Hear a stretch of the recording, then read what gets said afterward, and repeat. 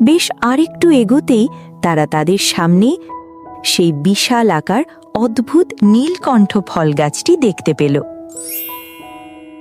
ওই যে দেখুন মহারাজ, সাধু বাবার বলা সেই নীলকণ্ঠ ফল গাছ। দেখেন কেমন অদ্ভুত ফল ধরে আছে গাছটিতে।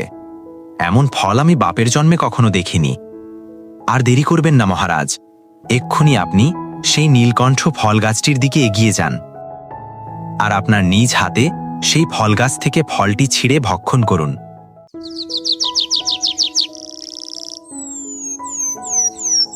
যাদবপুর নামে এক ছোট্ট গ্রামে লালু নামে এক গরিব কৃষক বাস করত।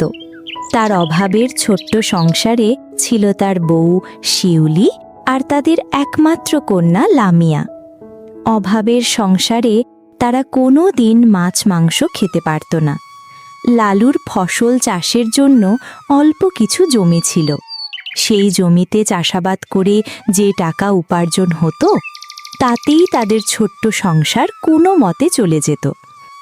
তাদের একমাত্র মেয়ে লামিয়া যদি তার কাছে কিছু খেতে চেত, তাহলে লালু তাকে টাকার অভাবে কিনে খাওয়াতে পারত না। এভাবেই চলছিল তাদের কষ্টের জীবন। হঠাৎ একদিন লালু গিয়েছে তার সেই ছোট্ট জমিতে চাষ করতে। উফ, কপালটা আমার এই মাটির মতোই ফেটে চৌচির হয়ে আছে। হাড় ভাঙা খাটুনি খাটি, রোদ বৃষ্টি মাথায় নিয়ে এই জমিতে পড়ে থাকি, তাও পরিবারের মুখে দুমুঠো ভালো খাবার তুলে দিতে পারি না। কাল রাতেও মেয়েটা আমার একটু মাছ খেতে চাইল। ওর মুখটার দিকে তাকিয়ে আমি না করতে পারলাম না, আবার হ্যাঁ বলার মতো জোরও আমার পকেটে নেই। বাপের কাছে একটু আবদার করবে সেই সাধ্য কি আমার হবে না কোনো দিন? প্রিয়তমা শিউলিটা মুখ ফুটে কিছু বলে না, অভাবের সংসারে তিল তিল করে নিজেকে শেষ করে দিচ্ছে। ওহে দোজাহানের মালিক, তুমি কি আমাদের দিকে একটু মুখ তুলে চাইবে না? এই জমিতে কি এমন কোনো বরকত দেবে না যাতে আমার মেয়েটার মুখে একটু হাসি ফোটাতে পারি? তুমি একটু এই গরিবের দিকে মুখ তুলে তাকাও মালিক, মুখ তুলে তাকাও। আর আজকে রোদে যেন বুকের ছাতি ফেটে যাচ্ছে। যাই পাশের বটগাছ, তার নিচে গিয়ে একটু জিরিয়ে আসি। এই বলে অসহায় কৃষক লালু এগিয়ে যেতে লাগলো তার জমি থেকে একটু দূরে বিশাল সেই বটগাছটির দিকে। বেশ কিছুক্ষণ হাঁটার পর লালু যখন সেই বটগাছটির নিচে গিয়ে পৌঁছল, ক্লান্তিতে তার শরীর যেন আর চলতেছিল না। লালু এবার ক্লান্ত শরীরে সেই বটগাছটির নিচে বসে পড়ল। এই বিশালাকার বটগাছটির পাশেই ছিল এক গহীন বন। লোকমুখে শোনা যেত সেই বনে নাকি অনেক হিংস্র জন্তু জানোয়ার বাস করে। তাই ভয়ে গ্রামের লোকেরা কোনোদিন সেই বনের ধারে কাছেও যেত না কখনো। সেদিন লালু সেখানে বসে বিশ্রাম নিচ্ছিল। হঠাৎ সেখানে ঘটে গেল এক ভয়ানক ও প্রাণঘাতী ঘটনা।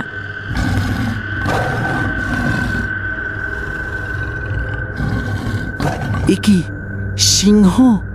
ওরে বাবারে, আজকে মনে হয় আমার জীবনের শেষ দিন। আমি বোধহয় আর জীবিত বাড়ি ফিরতে পারলাম না। প্রাণটা বুঝি এবার এই অনাহারে থাকা সিংহের থাবাতেই যাবে। বাঁচাও, বাঁচাও! আরে কে কোথায় আছো? আমার সামনে সিংহ, কেউ আমাকে সাহায্য করো। আজ কি আমার শেষ রক্ষা হবে না? হে উপরওয়ালা, আমাকে এই বিপদ থেকে রক্ষা করো, রক্ষা করো। আমি মরে গেলে আমার ওই ছোট্ট মেয়েটা আর ওর মা যে না খেয়ে মরে যাবে। না, নিজেই একবার শেষ চেষ্টা করেই দেখি। যাই, সামনের ওই বনের দিকেই দৌড় দেই, যদি কোনো ঝোপঝাড়ে লুকিয়ে নিজের জীবনটা রক্ষা করতে পারি। এই বলে কৃষক লালু দৌড়াতে লাগলো সেই বনের দিকে। লালুর পেছনে পেছনে সেই ভয়ানক সিংহটিও জোরে জোরে দৌড়াতে লাগলো। বেশ কিছুক্ষণের মধ্যে তারা দুজনেই বনের গহীনে পৌঁছে গেল। বনে একটু ভেতরে যেতেই লালু দেখতে পেল তার সামনে এক বিশাল ভয়ানক দানবীয় নেকড়ে তার সামনে পথ আগলে দাঁড়িয়ে আছে। এবার লালু তার সামনে ভয়ানক সেই দানবীয় নেকড়ে আর পেছনের সিংহ দেখে সে এবার নিজের বাঁচার ইচ্ছা ছেড়ে দিল। হে ওপরওয়ালা, শেষে কি এটাই আমার কপালে লেখা ছিল? আমার শেষ চেষ্টাটাও কি তবে বিফলে গেল? এক বিপদ থেকে বাঁচতে গিয়ে এ তো দেখছি মরণ ফাঁদে পা দিলাম। আমার বুঝি আর ঘরে ফেরা হলো না। সামনে যমদূতের মতো দাঁড়িয়ে ওই দানবীয় নেকড়ে, আর পেছনে যমের বাহন হয়ে ধেয়ে আসছে ওই ক্ষুধার্ত সিংহ। মাঝখানে আমি এক সামান্য মানুষ, যার সম্বল শুধু চোখের জল। ভাগ্যের কি নির্মম পরিহাস! আজ কি তবে এই গহীন বনই হবে আমার কবর? বউ বাচ্চারা হয়তো পথ চেয়ে বসে থাকবে, কিন্তু তাদের লালু যে আজ 2 দানবের খাবার হতে চলেছে, সে খবর কি কেউ কোনোদিন জানবে? লালুর পালানোর সব পথ বন্ধ হয়ে গেল। ঠিক সেই মুহূর্তে লালুর পেছনে এসে দাঁড়ালো সেই ভয়ানক ক্ষুধার্ত সিংহটি।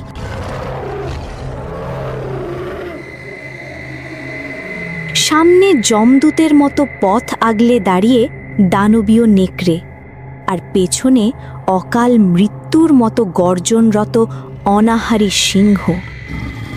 লালু ভয়ে চোখ বন্ধ করে যখন নিজের শেষ প্রার্থনায় মগ্ন, তখনই ঘটল এক অভাবনীয় ঘটনা।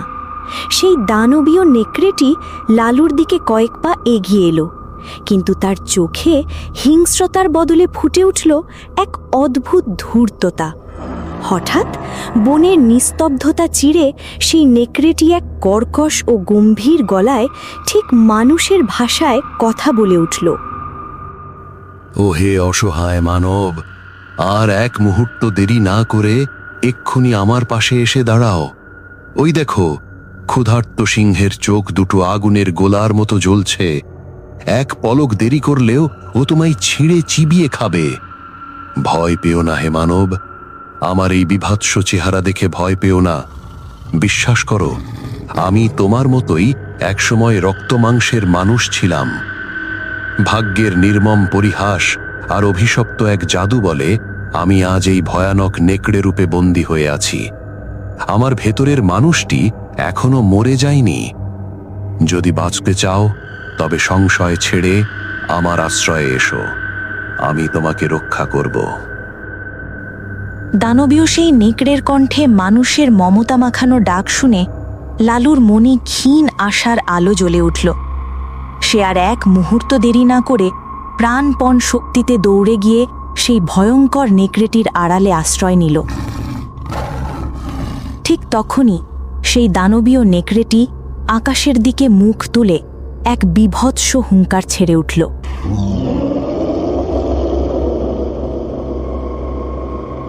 সেই চিৎকারে যেন পুরো বনভূমি থর থর করে কেঁপে উঠল। বনের রাজা সিংহটিও এমন অলৌকিক ও ভয়ঙ্কর গর্জন শুনে থমকে দাঁড়াল। নেকড়ের সেই অমানুষিক শক্তির দাপট দেখে ক্ষুধার্ত সিংহটির হিংস্রতা মুহূর্তেই ভয়ে রূপ নিল। সে আর এক মুহূর্ত সময় নষ্ট না করে লেজ গুটিয়ে যেদিক থেকে এসেছিল সেদিকেই নিঃশব্দে দৌড়ে পালাতে শুরু করল। বিপদের হাত থেকে সাময়িক মুক্তি পেলেও লালুর বুক তখনও দুরু দুরু কাঁপছে। অদ্ভুত এই কাণ্ড দেখে সে পাথর হয়ে দাঁড়িয়ে রইল। সিংহটি চলে যাওয়ার পর সেই বিশালাকায় নেকড়ে দানবটি ধীর পায়ে সামনের দিকে এগোতে লাগল। বেশ কিছুটা পথ যাওয়ার পর সে থামল এবং পেছনে ফিরে বিষণ্ণ চোখে অসহায় লালুর দিকে তাকাল। তার সেই ভয়ঙ্কর চেহারার আড়ালে লুকিয়ে থাকা মানুষটি এবার এক অত্যন্ত মলিন ও কাতর কণ্ঠে বলে উঠল, ভয় কাটিয়ে এবার মুখ খোলো, ওহে নশ্বর মানব। এই অভিশপ্ত ও ভয়াবহ বনের গহীনে, যেখানে মৃত্যুর ছায়া প্রতি পদে পদে ওত পেতে থাকে, সেখানে তুমি কেন এসেছ? বলো আমায়, কোন দুরাশা বা কোন উদ্দেশ্য তোমাকে এই জনপুরীতে টেনে এনেছে? সাধারণ মানুষ তো এই বনের সীমানা পা রাখতেও ভয়ে কাঁপতে থাকে, আর তুমি একেবারে এর হৃৎপিণ্ডে ঢুকে পড়েছ। তোমার মনের গহীনে ঠিক কি লুকানো আছে তা আজ আমায় স্পষ্ট করে বলো, শুনি। তোমার এই দুঃসাহসের পেছনের কারণটা ঠিক কি? দানবীয় সেই নেকড়ে মানবের মুখে এমন কথা শুনে অসহায় গরিব কৃষক লালু তার জীবনের সমস্ত ঘটনা খুলে বলল তাকে, এবং এও বলল যে সে কিভাবে এই বনের গহীনে এলো আর সেই ভয়ানক সিংহটি তার পেছনে কিভাবে পড়েছে। অসহায় কৃষক লালুর মুখে এমন কথা শুনে সেই দানবীয় নেকড়েটি দুঃখ প্রকাশ করল। ওহে দয়ালু নেকড়ে, আজ তুমি না থাকলে ওই হিংস্র সিংহটি আমাকে ছিঁড়ে খুঁড়ে খেয়ে ফেলত। তোমার এই উপকারের ঋণ আমি হয়তো কোনোদিন শোধ করতে পারবো না, কিন্তু আমার মন এক অদ্ভুত বিস্ময় ভরে আছে। কে তুমি? মানুষের ভাষায় কথা বলা এই দানবীয় রূপের আড়ালে কোন মানুষটি লুকিয়ে আছে? কোন সে নিষ্ঠুর অভিশাপ যা তোমাকে এমন এক ভয়ঙ্কর নেকড়েতে পরিণত করল? দয়া করে আমায় বলো, তোমার ওই বিষণ্ণ চোখ আর মলিন কণ্ঠস্বর বলে দিচ্ছে এর পেছনে লুকিয়ে আছে কোনো এক গভীর বেদনার ইতিহাস। বলো আমায়, তোমার এই বন্দিদশা থেকে মুক্তির কি কোনো উপায় নেই? আমি পাশের রামগড় রাজ্যের রাজা বিক্রমাদিত্য। অনেক দিন আগের কথা, একদিন আমি এই বনের গহীনে হরিণ শিকার করতে এসেছিলাম। দুর্ভাগ্যবশত আমার ধনুক থেকে ছোড়া একটি তীর লক্ষ্যভ্রষ্ট হয়ে হরিণের বদলে এক ধ্যানমগ্ন সাধুর শরীরে বিদ্ধ হয়। মুহূর্তেই তার শরীর থেকে রক্ত ঝরতে শুরু করলে আমি প্রাণপণ চেষ্টা করেছিলাম তাকে সুস্থ করে তুলতে, কিন্তু তিনি সুস্থ হয়ে ওঠার পর ক্ষমা সুন্দর দৃষ্টির বদলে আমার ওপর প্রচণ্ড রেগে রাগান্বিত সেই সাধুর অভিশাপেই আমি আজ এই ভয়ানক নেকড়ে গানবে পরিণত হয়েছি। জানি না আজ আমার রাজ্যের কি করুণ অবস্থা। এই বিভৎস রূপ থেকে মুক্তি পাওয়ার কোনো পথই আমার জানা নেই, তবে আমার বিশ্বাস সেই সাধুই জানেন কোন উপায়ে আমি পুনরায় আমার নিজের রূপ ফিরে পাব। ও, তাহলে এই ব্যাপার। আপনি একদম চিন্তা করবেন না মহারাজ। আপনি যখন আমাকে প্রাণে বাঁচিয়েছেন, আমি কখনো আপনাকে এই অবস্থায় ফেলে চলে যেতে পারি না। অবশ্যই আমি সেই বৃদ্ধ সাধুকে খুঁজে বের করব, আর আপনাকে আপনার নিজ রূপ ফিরে পাওয়ার একটি ব্যবস্থা করবই। আপনি আমার সাথে চলুন মহারাজ। এই বলে অসহায় কৃষক লালু আর সেই দানবীয় নেকড়ে হাঁটি হাঁটি পায়ে পায়ে রওনা দিল সেই সাধুকে খোঁজার উদ্দেশ্যে। বেশ অনেকক্ষণ হাঁটাহাঁটি করার পর তারা দুজনেই যখন বনের আরও অনেকটা গভীরে পৌঁছে গেল, তখন তারা দেখতে পেল বিশাল আকার এক বট গাছের নিচে সেই বৃদ্ধ সাধু ধ্যানমগ্ন হয়ে আছেন। তারা দুজনেই হাঁটি হাঁটি পায়ে পায়ে সেই বৃদ্ধ সাধুর কাছে গিয়ে দাঁড়াল। বুক ভরা আশা আর ভয় নিয়ে করুণ সুরে অসহায় লালু বলতে লাগল, ওহে দয়ালু সাধু বাবা, অধম এক সামান্য কৃষকের ডাক শুনিয়ে আপনার ধ্যান ভাঙানোর দুঃসাহস করছি। আমায় ক্ষমা করবেন। আপনার চরণে আজ আমি এক অসহায় রাজাকে নিয়ে এসেছি, যিনি নিজের অজান্তে করা ভুলের কারণে দীর্ঘ 1 বছর ধরে এই ভয়ঙ্কর পশুদেহে বন্দী হয়ে আছেন। আপনি তো জানেন সব। উনি ওনার ভুল বুঝতে পেরেছেন এবং নিজের রাজ্যের প্রজা ও পরিবারের জন্য প্রতিনিয়ত দগ্ধ হচ্ছেন। হে দয়ালু সাধু বাবা, আপনার দেওয়া এ কঠোর অভিশাপ কি কোনোভাবেই তুলে নেওয়া যায় না? দয়া করে ওনাকে ক্ষমা করুন এবং পুনরায় মানুষরূপে ফিরে যাওয়ার পথটি বলে দিন। আজ এই নেকড়েরূপী মানুষটি না থাকলে সিংহের থাবায় আমি আমার প্রাণ হারাতাম। একটু দয়া করুন সাধু বাবা। এই অসহায় গরিব কৃষকের মুখের দিকে তাকিয়ে হলেও আপনি তাকে ক্ষমা করে দিয়ে তাকে তার নিজ মানুষরূপে ফিরে পাওয়ার একটি উপায় বলে দিন। এই অসহায়ের অনুরোধটা রাখবেন আশা করি বাবা। ধৈর্য ধরো হে বৎস, আমি বুঝতে পারছি তোমার মনের দুঃখ। শান্ত হও। আজ নেকড়ে রূপী মহারাজ তোমার যে উপকার করেছে তাতে আমি সন্তুষ্ট। আমি অবশ্যই তাকে তার নিজের রূপ ফিরে পাওয়ার উপায় বলে দেব। এই নাও, এটা একটি মায়াবী খরগোশ। এই মায়াবী খরগোশ তোমাদের দুজনকে এই বনের নীলকণ্ঠ নামে একটি মায়াবী ফল গাছের নিচে নিয়ে যাবে। সেখানে গিয়ে সেই নীলকণ্ঠ ফল ছিঁড়ে নেকড়ে রূপী মহারাজকে খেতে দিবে। সেই ফল খাওয়ার সঙ্গে সঙ্গে সে তার নিজের রূপ ফিরে পাবে। যাও এবার, এই মায়াবী খরগোশটি যেদিকে যাবে তোমরাও তার পিছু পিছু চলতে শুরু করো। তবে সাবধান মহারাজ, মনে রাখবেন, ক্ষমতার দম্ভে এমন ভুল যেন ভবিষ্যতে আর কখনো না হয়। সাধুর কথায় তারা দুজনেই মাথা নেড়ে হ্যাঁ বলল এবং পরক্ষণেই সেই মায়াবী খরগোশটি বনের আরো গহীনের দিকে হাঁটি হাঁটি পায়ে পায়ে যেতে শুরু করল। এবার সেই মায়াবী খরগোশটির পেছনে পেছনে তারা দুজনেও হাঁটতে শুরু করল। তারা বেশ কিছু দূর হাঁটার পর বনের ঠিক মাঝ বরাবর পৌঁছে গেল। হাঁটতে হাঁটতে হঠাৎ করেই তাদের সামনে দৌড়াতে থাকা সাধু বাবার দেওয়া সেই খরগোশটি অলৌকিকভাবে উধাও হয়ে গেল। এসব দেখে তারা না থেমে সামনের দিকে হেঁটেই চলল। বেশ আরেকটু এগোতেই তারা তাদের সামনে সেই বিশাল আকার অদ্ভুত নীলকণ্ঠ ফল গাছটি দেখতে পেল। ওই যে দেখুন মহারাজ, সাধু বাবার বলা সেই নীলকণ্ঠ ফল গাছ। দেখেন কেমন অদ্ভুত ফল ধরে আছে গাছটিতে। এমন ফল আমি বাপের জন্মে কখনো দেখিনি। আর দেরি করবেন না মহারাজ, এক্ষুনি আপনি সেই নীলকণ্ঠ ফল গাছটির দিকে এগিয়ে যান আর আপনার নিজ হাতে সেই ফল গাছ থেকে ফলটি ছিঁড়ে ভক্ষণ করুন। অসহায় কৃষক লালুর কথায় মানবরূপী সেই নেকড়ে দানব নীলকণ্ঠ ফল গাছটির দিকে ধীর পায়ে এগিয়ে যেতে লাগল। বেশ কিছুক্ষণ হাঁটার পর যখন সে নীলকণ্ঠ ফল গাছের পাশে গিয়ে দাঁড়াল, সেখানে আর এক মুহূর্ত দেরি না করে নিজের থাবায় সেই অদ্ভুত নীলকণ্ঠ ফলটি ছিঁড়ে হাতে নিলেন এবং পরম আগ্রহে তা খেতে শুরু করলেন।